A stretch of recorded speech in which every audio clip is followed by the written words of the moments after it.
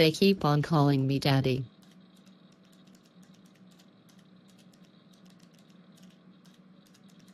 Could you call me dad?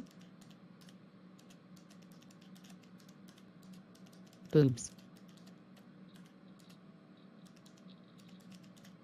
2 plus 7 is 20. You are stupid.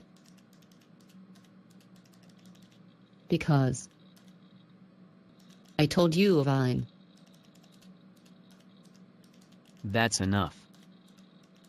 Hashtag whip, hashtag agate, hashtag BDSM. I will learn obedience at the hands of a cruel sadist.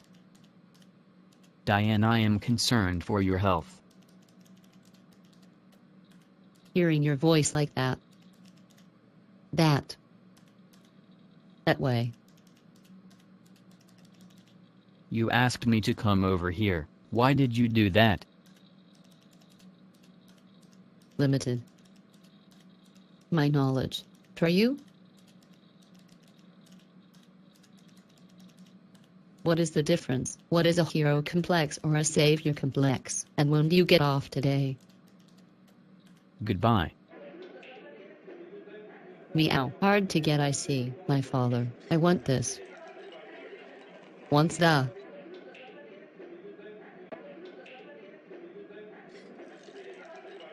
What'll it, Mr. Torrance? A savior or hero complex is something that presents itself in males with narcissistic personality disorder and delusions of grandeur.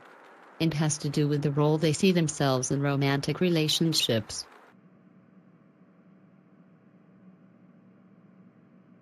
It occurs when I am in a classroom now and not on a bench. It occurs when a man is ashamed and needs above all else to preserve his ego. He does not admit to his shortcomings and convinces himself he has none. The man then identifies a girl who is struggling.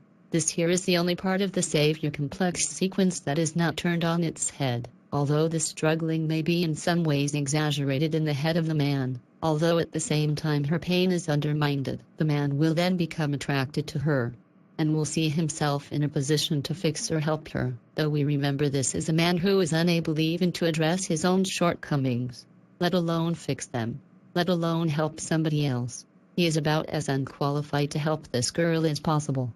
He, however, feels compelled only into these situations as he seeks to succeed and thus further affirm his ego. The girl meanwhile feels hurt and belittled as he condescends and treats her as though she cannot handle her own problems, leaving her feeling disempowered and deeply resentful towards him. The man then sees that his tactics are not working, and while he is trying the best he can to help her, he will become angry at her for not being improved as a result of his work. This is a deep frustration he will feel, that his work was in vain, and he will feel ineffectual and inadequate. He will leave the relationship then, feeling hurt by her, and that she did not improve, and thus neither did his ego.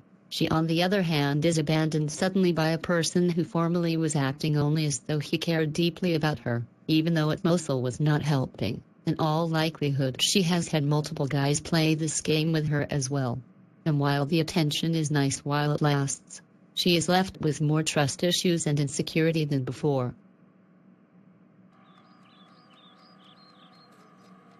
When I die, bury me inside of a jewelry store. Why is it the human body that is what we are attracted to sexually? How is a body sexual? It is their body. That shouldn't mean anything. Are we all under the assumption that words have little to nothing to do with what we understand, or are people's minds usually very simple? Could there be a society where thought is truly valued? Even Descartes sounded very stupid and like a terrible person to be on a date with. I would like to be on a date with many people. Why doesn't all celebrities come in my house and fuck me? I would fuck them on a tractor going in high 4 and would then let our bodies fall off of a mountainside. Together. Art will. And art will always be what holds you up in trying to express your ideas. Art to me sounds like you aren't smart enough to think through your argument, so you supplement with fuzzy reasons. If you cannot explain what your art represents, then it doesn't really represent that. And if you can, why bother making the art? Artists are jesters, not intellectuals.